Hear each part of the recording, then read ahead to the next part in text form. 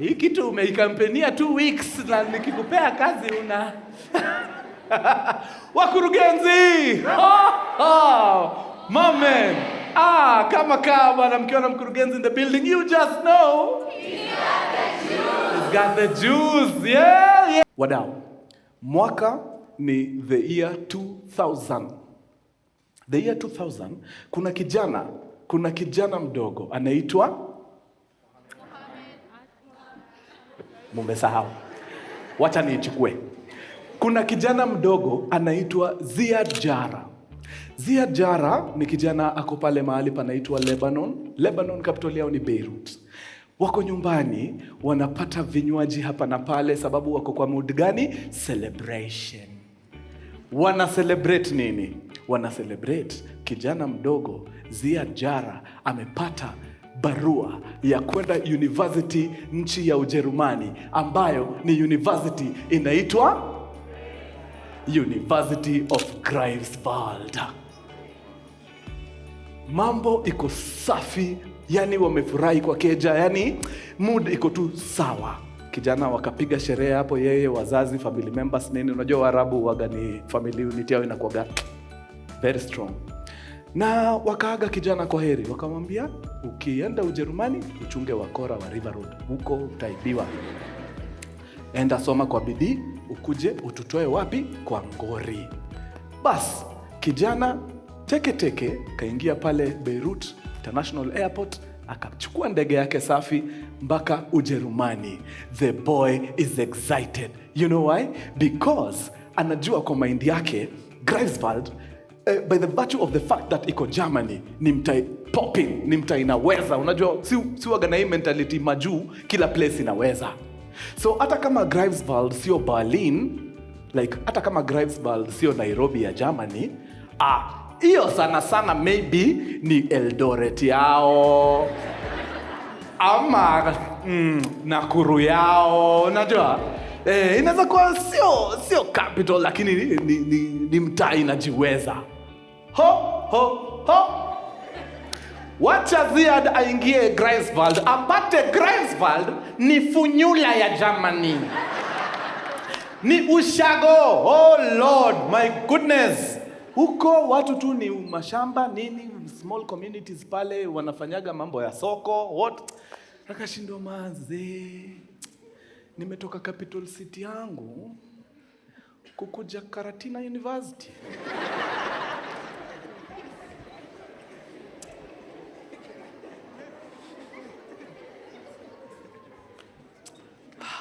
But anyway, since we are here, we might as well. So akaingia pale kusoma German. Alikuwa ameenda huko kustudy the German language. Mpaka nashindwa, kwani hawana Goethe Institute huko? Like lazima uende Germany ndio usome ni Goethe Institute. Hawana hiyo huko Lebanon, I guess. So akapiga pale mwezi moja 2. Hiyo place jua haiwezi niota Lakini Mungu akamuonekania kwa jinsi ya kumletea mwanamke mrembo, mtoto wa Kijeru lakini si Mjeru, ako na nywele nyeusi. Huyo ni wa nje, huyo pengine taki nini, anaitwa Aisel, msichana mrembo. Mazee akaona Ziad Jara and they fell in love, like love at first sight. Unajua kama tu msichana wa Roysambu akiona wallet, can't help it, inakuita. So wakaanza ku go out pole. All of a sudden Greifswald inaanza kuwa bearable. Lakini shetani ni nani? Timing maridadi. Wakati Ziad Jara ako na mrembo wake Aisel hapa, jamaa akatokea, very staunch Muslim, amefuga madevu hapa mazee. Unajua vile wanakaaga wale in fact yake sasa si Muislamu tu, huyu ako na all the telltale signs of a jihadist, ako nayo. Unajua vile wanakaanga Huyu kijana ni none other than Mohamed Atta akakuja akashika kijana Ziad mkono akamwambia, ni aje mtu wangu, Lebanon wanasemaje? Kuna nyesha? Very nice. Fanya hivi Sifurahi nikiona unashika pombe. Sisikii vizuri sababu wewe najua wewe ni Muislamu. Na unajua vizuri dini imekataa hii kitu. Kwa nini unakunywa pombe? Na nimekuona unatembea na msichana fulani. Msichana hata nywele afuniki, nini, carefree. Imagine ni tabia gani unaenda kwa street unaonyesha watu ankles. What? Bad manners. Bad manners. Tafadhali, fuata ile njia inafaa. Mimi nataka nikushike mkono, nikupeleke wapi? Mosque, nikuintroduce kwa marafiki ambao watakusaidia. Tafadhali. Sikwambii hivi sababu mimi nataka kuwa mtiaji ama nini. No. Mimi naona wewe ni kijana wa nguvu, lakini ile kitindo uko nayo wewe na mitugo miu haitakusaidia kwa hii maisha. Jamaa akashikwa mkono, akaanza kupelekwa mosque. Oh, kila time leo tu chill beba. Sikukwambia naenda mosque leo. Makosa ni yangu babe. Fanya hivi. Wewe tulia, wacha tu nionane na hata kidogo tufanye 1-2 pale kwa jamia. Then ni come tutaendelea. So dem akaanza ku notice. Okay, sikatai mambo yenu ya kwenda mosque na nini. Lakini there's just something about Mohammed Atta that's not right. It's just not right. Akataka kumconvince akamwambia maze mimi sina shida na mosque yako babe. The Atta guy though. Huyo ndiye seenda hata sijui anataka nini. So Ziad akamwambia wewe usijali, tulia, I got this babe, I got this. We usipanic. Na wakaendelea na shughuli yao. Mosque nini. Mohammed Atta comes one day anamwambia naona uko sawa. Umefika mahali ambapo tunaweza kukutumia. Wewe ni mwanajeshi wa Injili. Nataka tukupige tu na wewe lap mwenda tu, round mwenda, nikupeleke maskan fulani hapa. Haiko mbali. No. Ushasikia mahali panaitwa Afghanistan. Walking distance kutoka Germany. Ni hapa. Twende tu huko, ukutane na fellow brethren, ndio tuongee vizuri mazee, usikie vile iko kazi yetu bana ni ya nguvu. Utapenda hii kazi tunataka kufanya. Ziad jara anamwambia na mambo, twende Afghanistan. So hao teke. Wanafika mahali panaitwa Kandahar. Na jina supu. I wish picha ingekuwa inakaa kama hiyo jina. Wanafika Kandahar, wanafika kwa training camp ya a very very fierce organization ambayo imejitolea kurekebisha ulimwengu. Na hii organization inaitwa nini? Al-Qaeda. Wanaingia pale, wanapigwa training kidogo. Hata wiki 2 zinaisha kweli za nani? Masoldiers wa Al-Qaeda wanaangalia vijana. Makosa ni yangu. Pale kwa mosque. I've skipped a very crucial part. So, Mohammed Atta katika ile hali ya kuingiza Ziad Jara box, alikuwa anampeleka kwa mosque. Lakini hiyo mosque hampeleki mosque atiko hapa wapi? Ati Lavington ama Kilimani ama place vitu ziko sane. Anampeleka mosque yenye iko Koinange Street ya huko. Ndio wakati wanatembea anawaambia, unaona, you see, hii ndio ile vitu ya dunia nakwambia tunafaa turekebishe. So kila time mazee Ziada akipita hapo mazee anaona kai. Yaani walami wanakuwaga wameharibika hivi. Anaambiwa hata hujaona wewe. Tukiingia Sabina Joy yao wewe. Tafry. Tafraya. So already ashaanza kuona by the way wa West si wapoa. Hebu tuende hiyo Afghanistan tuone ni nini hiyo nitaokota huko. So ndio wanaenda Afghanistan. Wanapiga training wiki 2 hata aziishi. Wadosi wa military wanakama wanawaita kando. So Mohammed Atta alirecruit Ziad na 2 other gentlemen. Ametoka nao wapi? Germany. So wameingia Afghanistan wakiwa 4. The Al-Qaeda leaders wanna take an interest on the 4 boys from Germany. Sababu gani? wame-experience hiyo life ya ujeru, so wanaweza assimilate, unajua kucamouflage ndani ya hiyo culture. Like uni boy akatembea tu kwa streets za Berlin, unaweza jua huyu ni msee amekuwa na sisi, amezoea hii culture yetu. Like mtu kama Ziad anakata mpaka maji. Unaona vile ni rahisi mazee kutumia mseka huyo kaspire. So Al-Qaeda mazee heads wakaona ama boys ni assets. Nyinyi hata mtaendelea na hii training ya tunataka tuwapandishe cheo straight mpaka top level. Muende mkutane na 2 people huko juu. One of them alikuwa gani kama ndio mdosi sasa wa hii military yote. Initials zake I think ni KSM. Nimewapatia assignment, muende pale muangalie KSM ni short ama initials za majina gani. Huo ni number 2 in command. Then si number 2 in command, like yeye alikuwa ameshughulikia story ya Al-Qaeda military. Then number 1 in command was a guy. Hapa tuko 2000. In less than 1 year, he would become one of the most wanted human beings on the planet. His initials ni OBL, aka naona tuko pamoja. Hey, weka gear next, tuende wewe.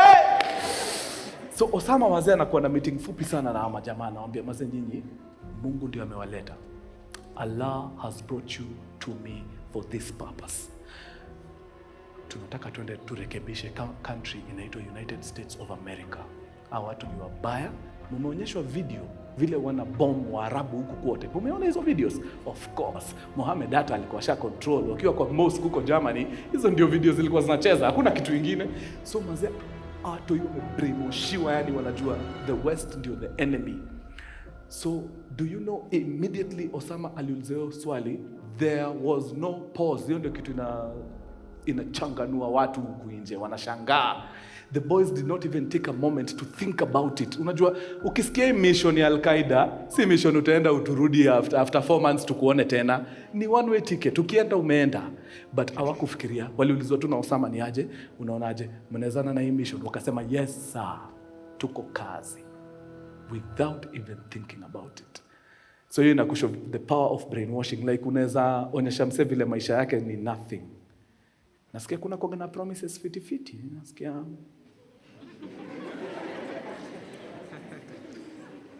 no, like imagine 272 virgins wajae hapa like hata kama ni wewe bro. Says mwelekezi wangu ako na point kali. Ananiambia ni sawa, ni 72 virgins ndio. Uende upate 40 ni wanaume.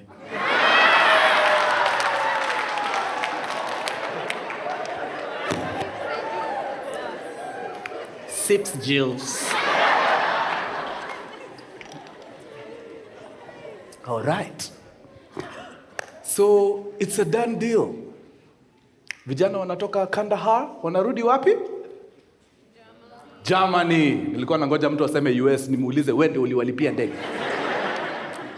Wanarudi Germany. Hii time yote Ziad alienda Afghanistan. Hakuambia Aisel, mrembo, kipenzi cha roho yake, ameenda wapi.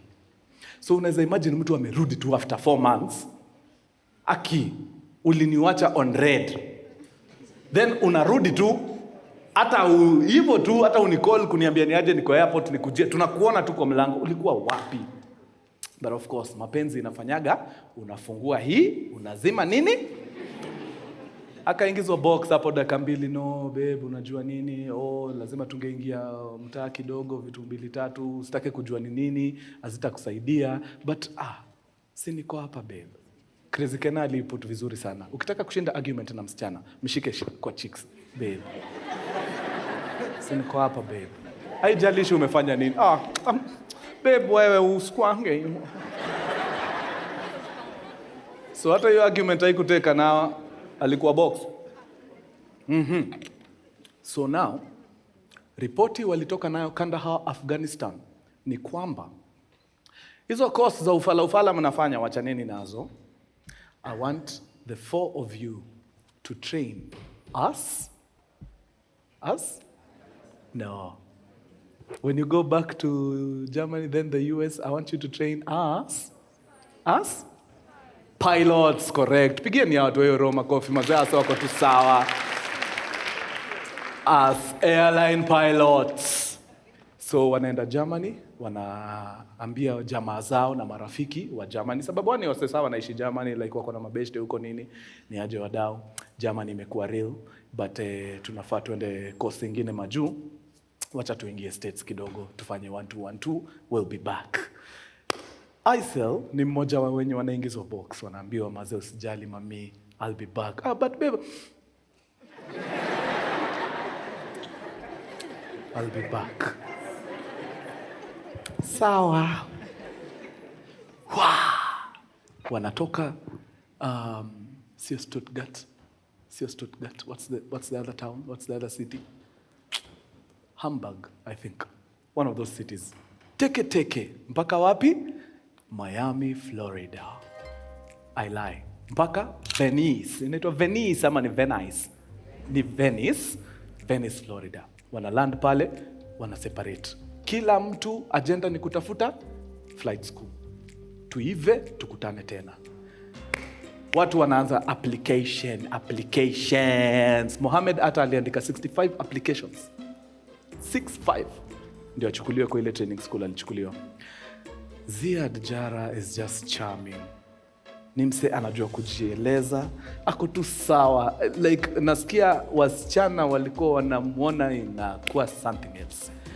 So yeye hata haku apply ati nini, yeye aliwalk in tu kwa training kwa flight school fulani, akamwambia ni aje, nataka ku train kuendesha ndege, inakuaje mtu wangu, niko na fee, niko na kila kitu. But si unajua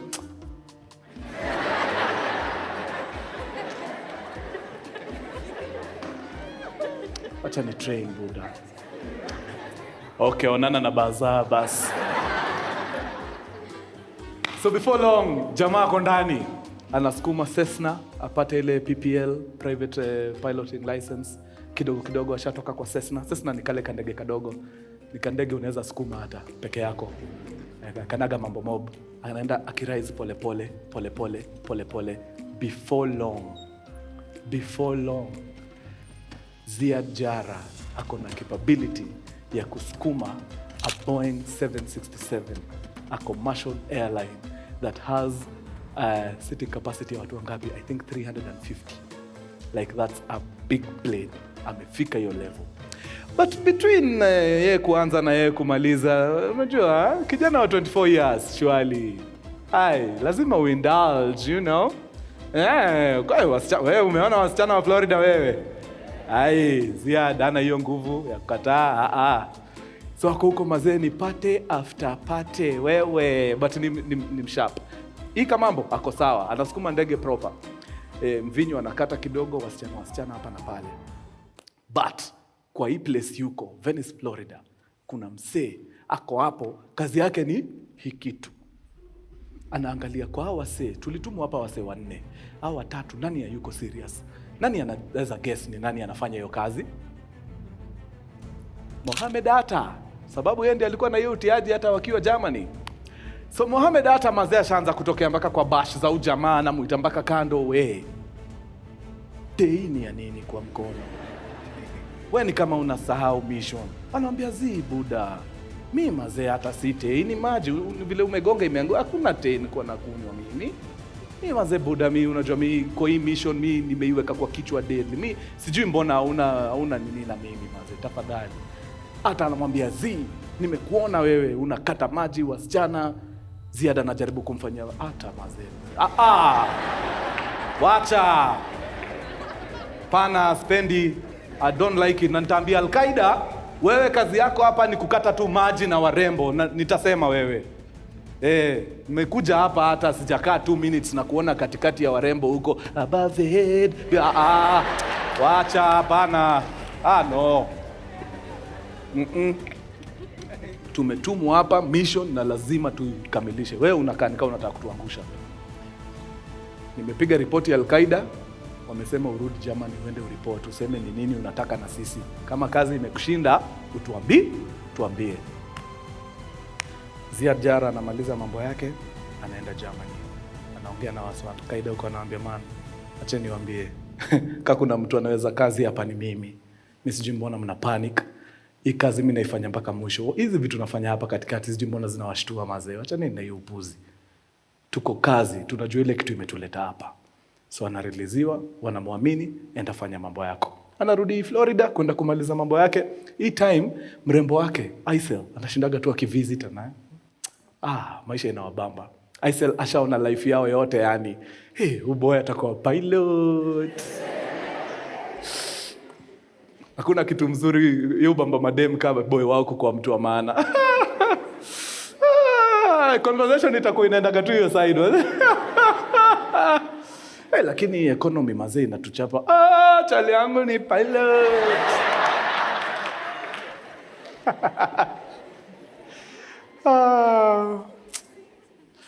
Babe, unaweza nisaidia na zile doll shoes? Ningekusaidia lakini chali yangu ni... So, anamaliza flight school. Anaenda Germany. Wanakaa na mrembo. Anamwambia, in fact,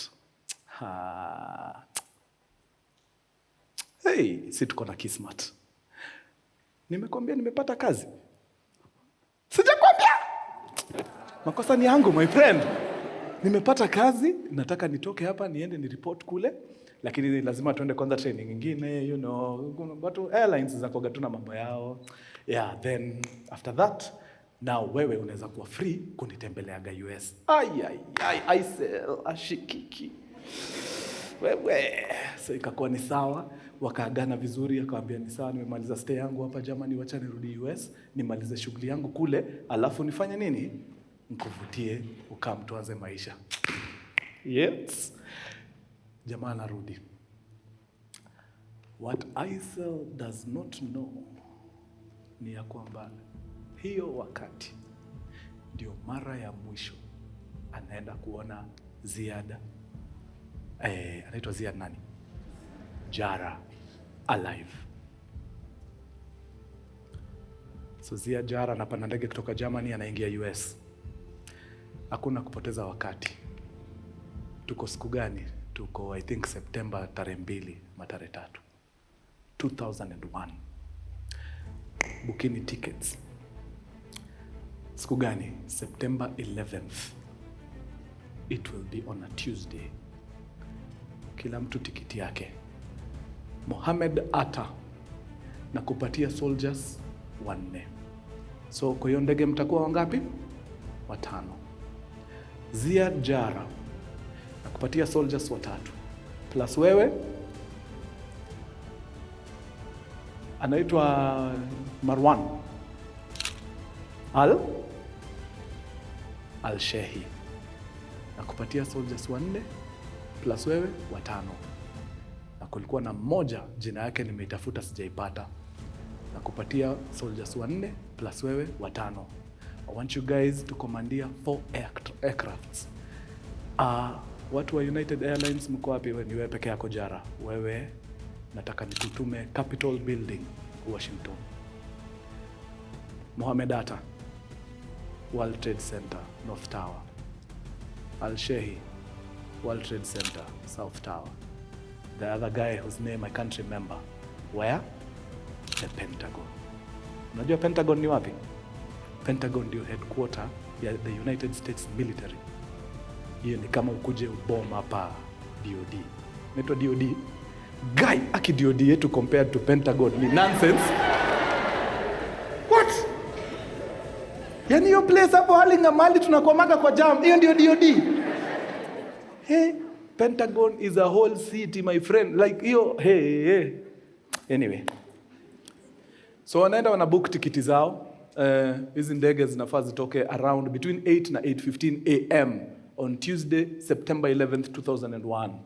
Kila mtu ako na tikiti yake safi, wanangojea D-Day. Of course, siku ya the previous day, watu waandike mabarua, mwambie watu wenu mnawapenda, nini, which is exactly what Ziad does. Anachukua kalamu na karatasi, anaandikia mrembo wake Aisel, anamwambia ni aje bebez,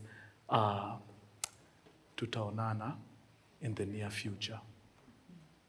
I'm certain. So we maintain tutaonana. Na pen, barua yake safi ni snail mail, ni ile ya kuweka kwa posta. anaweka kwa bahasha vizuri, anaisign, anaipeleka kwa posta. Akijua vizuri by the time email inafika Germany ni after like 10 days watakuwa washatambariza kitambo. The following day, September 11th, 2001, wanakutana kwa airport. Kila mtu ako place tofauti. Mahali ile state unafaa ubodie ndege, ingia huko. So Ziad Jara na wasee wake watatu wanaboard ndege kutoka New Jersey mpaka I forget the destination, mtaniambia. Ni New Jersey actually, yeah, ni New Jersey to some destination. Sio Pennsylvania, somewhere. Mtaniambia. Niambie ni hapo kwa comments, watu wa nyumbani. New Jersey to where? Yeah. So wanafika pale, wanapita wapi? Security. Si lazima mpite security kwanza. But kumbukeni guys, this is pre 9/11. So hizi security tight mnaonaga kwa airports, hazikuwa sana. But one of his soldiers aliflagiwa. Buda, come. Ingia kwa room, check tena. No, hakuna pressure. Check tu, haina mambo. Why he was flagged, we have no idea. But the airport just had suspicions. Wakam tap nini, wakona, the guy is okay. Wakam release. Ziad Jara, 4 soldiers, ndani. Wameenda wameboard United Airlines flight number 93, scheduled to take off at 8 a.m. asubuhi. Wale watu walienda wakapanda American Airlines, sababu zile ndege zingine zote zilikuwa American Airlines, apart from Ziad's plane ndio ilikuwa United. Hao pia saa 2:15 airborne. So kuna noma moja. It's a coordinated attack, meaning for it to be effective, it need to happen almost at the same time. Otherwise moja ikipiga alafu tukae 40-50 minutes before ingine, si tutaanza kujipanga na wataki hiyo. Ni chapa huwa, piga huwa, kama tu vile mkurugenzi anafanyaga kwa stage, piga huwa. So United Airlines imepata delay kidogo kwa airport New Jersey, wameshikiliwa hapo. Kwa pulled back, but wanaambiwa runway kuna congestion tu kwa airport, so kule ni vako. United Airlines, mambo inaenda mufti. Sheria ni simple. Tukitake off, once tumehit cruising altitude, pilot azime ile sign, ding ding, ya seatbelts. Fungueni seatbelts, commandeer the aircraft to your destination. 15 minutes zisiishe. Washapiga hesabu, washajua it takes less than 15 minutes pilot kuzima hii kitu. So mutakuwa sawa. Ziad Jara, hakuna mse anajua nini ili happen, but kuna suspicion. Alianza kufeel, nimefanya nini? So airport kwanza ikadelay, inampatia time tu ya kuendelea kufikiria. Na hii kitu itakangi ufikirie, inatakaga tukiamua tuende. Ukianza kupatiwa time ya kufikiria maisha yako, unaanzaga kujiuliza, na sasa mademu wawili unisumbua, 72 je?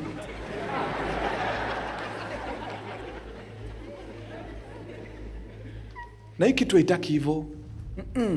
Uenda execute. So before ndege itoke, wa push back, ndio iende ipige line up pale kwa runway, tayari wamepoteza kitu kama 25 minutes. American Airlines wako airborne. Washaenda. No, ndio wanatoka pia hao. Sorry, ndio wanatoka pia. So there were further delays kwa United Airlines, wali end up kutoka late kiasi. But United, nashinda nikiwa confused na hizi majina za airlines. Ni American Airlines na United. Just remember, Ziad ako kwa United. All the others wako American Airlines. So American Airlines vitu zinaenda vile zinafaa, zime take off. Na majamaa wako kazi. 15 minutes into take off, majamaa washaamka kwa viti. Wako na box cutters, wako na mavisu wenye waliweza kusinikisha. Shika flight attendant, kimbia naye pale kwa mlango. Oya, ambia captain afungue kitu. Captain anafungua mlango. Kisu chini. huyu anaitwa nani, first officer, anajaribu kuuliza rada ni anti yako chini. So ule mwenye aliasainiwa kazi ya kupilot ndege anakalia kiti, anakula course ile inafaa, anasukuma ndege wapi? Destination. So United Airlines 3 zishafanya hivyo. Nyinyi wazuri, nyinyi ni wapoa. American Airlines 3 zishafanya hivyo. United Airlines, mama, bado wako kwa runway, wanangojea clearance. Mazee kitu jo, hii kitu jo, saa 2:46 mzee mzima Mohamed Atta bila kubahatisha anaingia straight wapi? Situation with American to learn the possible hijack. What's going on, Betty? The crap is erratic again. Problem very erratic.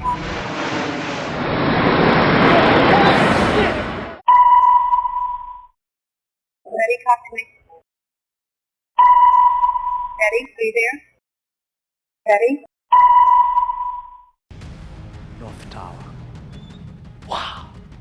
Anaweka huko passengers karibu 200 na with wings full of fuel.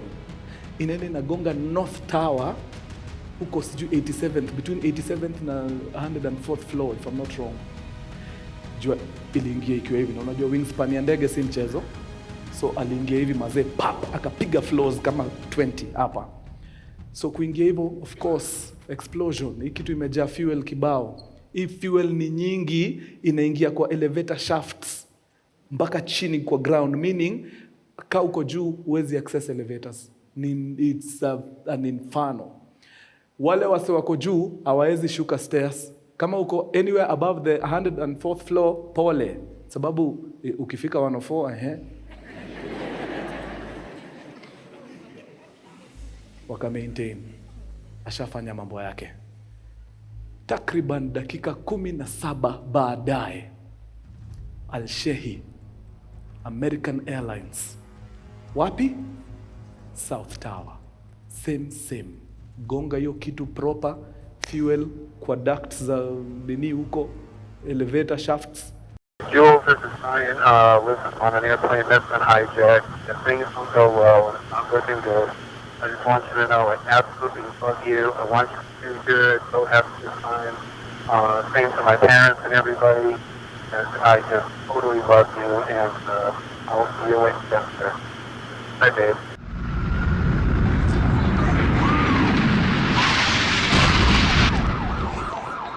What are those people going to do?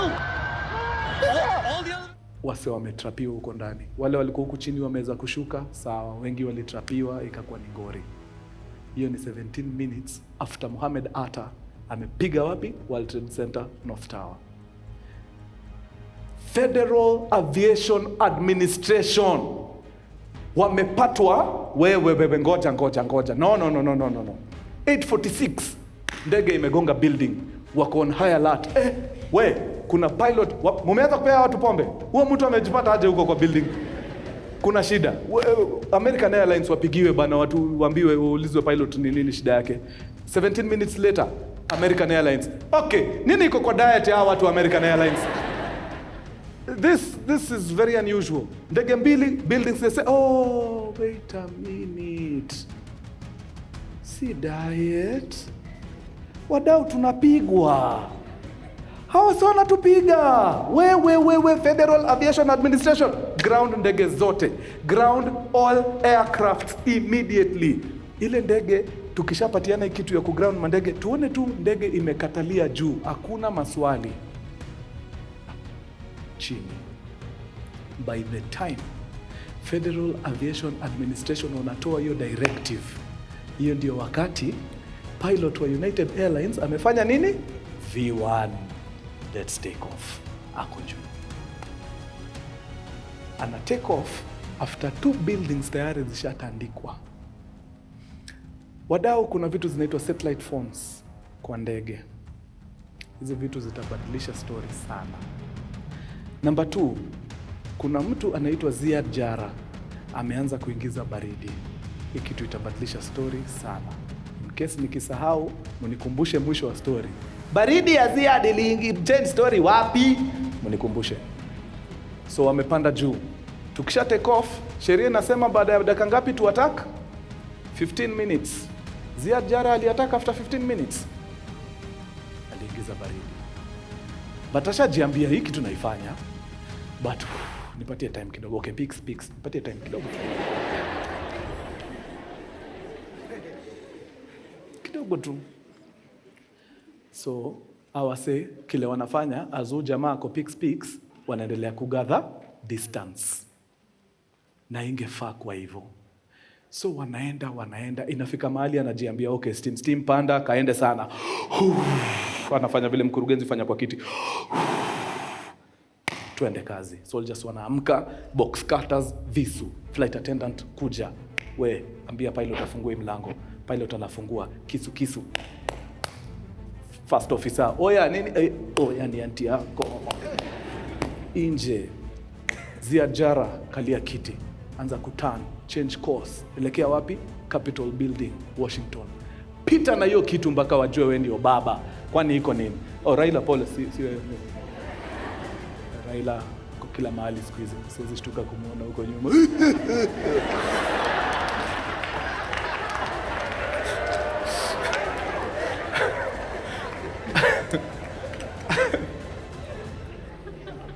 Wadau, hii story sishafika 2 hours.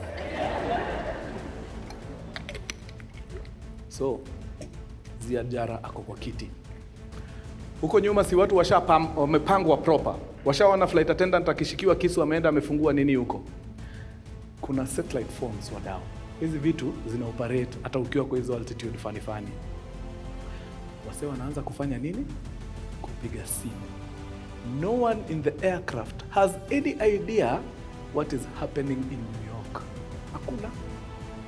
But kwa India wanajiambia, you know how hijackings are, watatuchukua, watulandishe kwa airport, waseme, tupatie 200 million, US walipe, situachiliwe. So, okay, kuna panic juu kuna fala moja hapa amestrap bomb, but haezi jilipua. Hii ni 2001, but hizi vitu za terrors ja happen hiyo design US. So, hata it's the last thing on their mind. Wanajua ni ransom inatafutwa. Simu wanaanza kupigia wasee wao home. Ni aje mazee? Cheki. I think mtakuwa na kadile kidogo. Kuna manugu hapa. Ni kama wanataka kuitisha ransom. So, bear with me. Hiyo meeting ishikilie kidogo tunakam. Anaambiwa ngoja fast. Oi. Wamehijack ndege yenu. Hata wameingia kwa cockpit sasa. Hiyo wataland tu 200 million iletwe tuachiliwe. Mali mko hamjaona TV? Niko kwa ndege bro. TV inatoka wapi?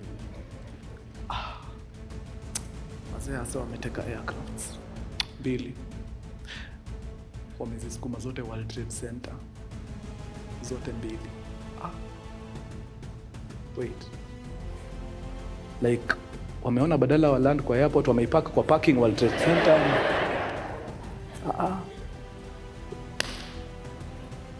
Both crashed into the World Trade Center buildings sky. So hapo sasa wasee wakaanza kudiscover by the way wasee wapange kulandi kitu. Kama washafanya hivyo 2, then mbona sisi ni wa special? Sasa wanataka kutufanyia the same thing basi. Hizi simu zimepigwa nyingi. Mazee panic everywhere. Wase kwa ground wanaambia wase mazee whatever you do not let those guys in the cockpit. It's too late bana, hasa walingia kwa cockpit juzi. Tafuteni vile wase watatoka kwa controls.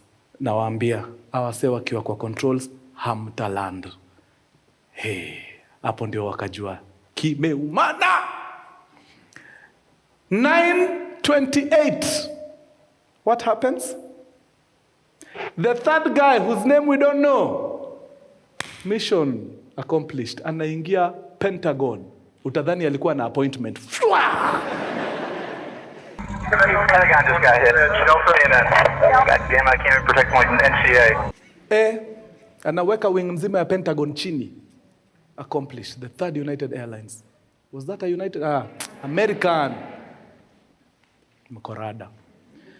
So now, wase wanaanza kupiga hesabu. On board this United Airlines is a pilot, lakini yeye asikumagi hizi gari kubwa, hizi ndege kubwa. Yeye bado wako kwa single prop. Unajua hizo ndege zinalia kama mashini ya kinyozi. But akona idea, anajua hii kitu. Okay, it's a long shot, but niko better kuliko mse mwenye ajai experience ndege. So wanashikana hapo nyuma, wanaambia na mazee, lazima tukuweke kwa hiyo kiti ya pilot. Wewe ndio tegemeo. Awase as long as wako kwa yoke. Hatu land. Kuna nungu akona bomb hapa amejistrap. Tufanye aje? Hapa itabidi tu take chances. Tunaanza na yeye.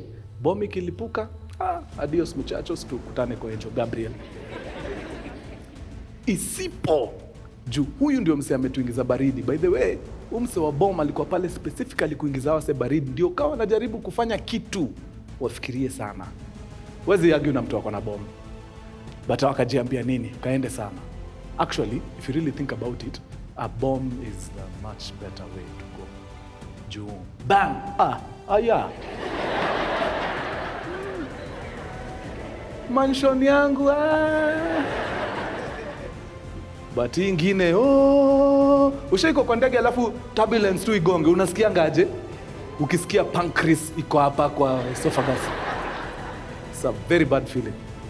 So hii bomb ikienda iende, lakini tunaanguka nao. Mtu akona silaha yoyote, haijalishi ni nini, leta. Madam uko na silaha, nini? Tweezers za eyebrows, leta. Flight attendants, mko wapi? Mnakuaga na maji moto huko ndani, of course. Chemsha nyingi, lete. Nani mwingine ako na kitu? Okay, mimi mikono zangu ni silaha. Nishaikunyonga wewe? Silaha. Tunapita kwanza, mimi nipatieni mtu wa bomb huyu. Atafurahia. So inakuwa ni aje wadau? This is it. Juu tusipo, si tunakufa tu. Si afadhali tukufe tukijaribu. Kaende sana. In fact, the very last thing that was heard before the attack was a young guy by the name someone Bima akisema, are you ready? Let's roll. Yani hiyo let's roll iliprintiwa kwa t-shirts hiyo US. Alimekio phrase ikatumika mpaka kwa movies. By them shaisikia kwa movies. Mujai jiuliza ilitoka wapi hiyo? Bima. Let's roll. Mazee jamaa akipiga lap zake hapo na bomb. Alishangaa, wait. I am very sure nilikuwa ndani ya United Airlines. Nimefika streets za Kariobangi saa ngapi? Manake hii kitu, hii. Wewe kwanza ni ile inawekwa lock mpaka na hii hapa Hii huwezi toka hapa. Hapa unaita kila mtu. Wewe. Toa kila kitu. Bomb kwanza anafinya hivi. Wadau. It's fake. Changamuka na mtu wewe. Alifurahia. Malizana na huyo. Enda pale mbele, mahali tu mlango ya cockpit iko, kuna mmoja amekaa. Ako na nini? Kisu.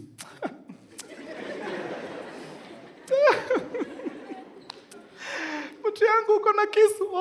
I'm so scared. Maji moto wewe. Chemka. La. Before, iko.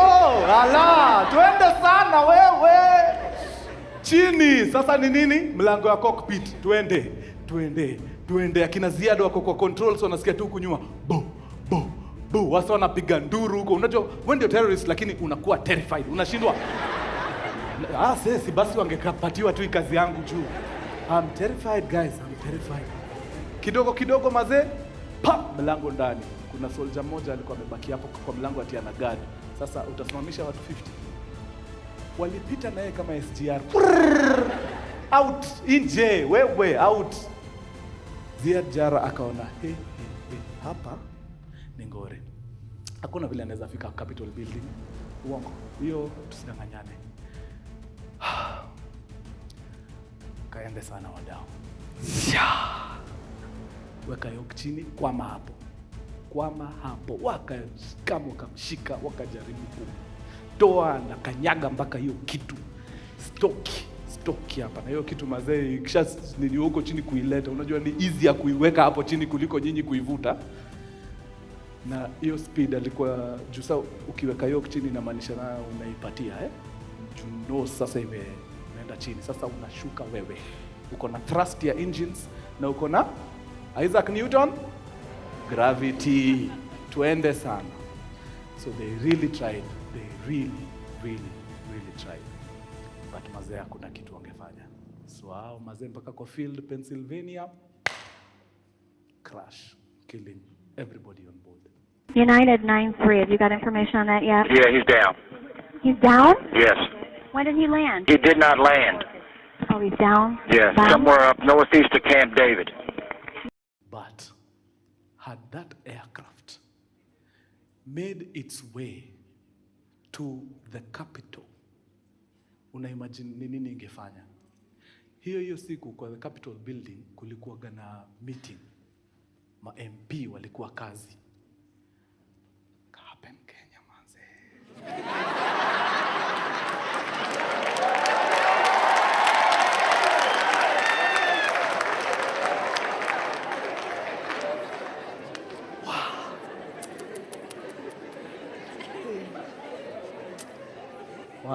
Wow.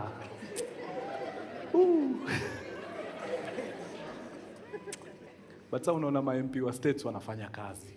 So we don't want it there. Inaonekana parliament buildings.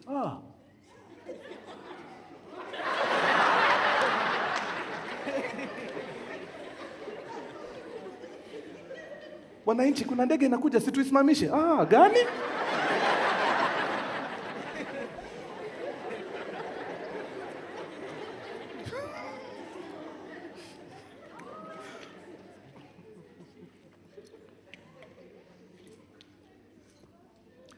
Those 104 people, if I'm not wrong, niambieni kwa comments walikuwa wangapi? Minus the 4 hijackers. Wali save capital mzima. Wali save an entire nation. Juu mazee ukishakata administration, si umemaliza nchi. Walikuwa na option ya kukaa kwa hizo viti, waseme haidhuru, after all tutakufa tu. Si afadhali tuende wengi. But walikaa chini wakaeka citizens mbele, wakasema ni aje, wacha sisi tuende. But mangamia hakuna vile mission yao itakuwa successful. Washatupiga mara 3, watosheke. Kama tunaingia kwa mahindi, tuingie.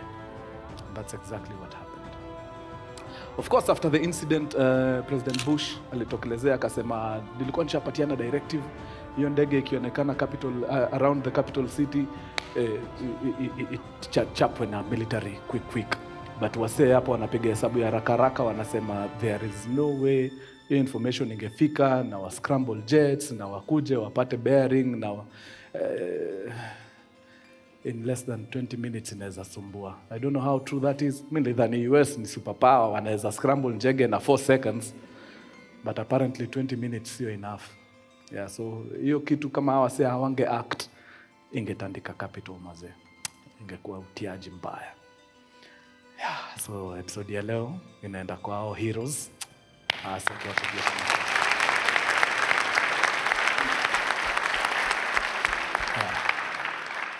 So tukianza nilisema mimi ndo wapatia one side of the story. Kama hujasikia story ya the 9/11 incident, enda sasa research on the other.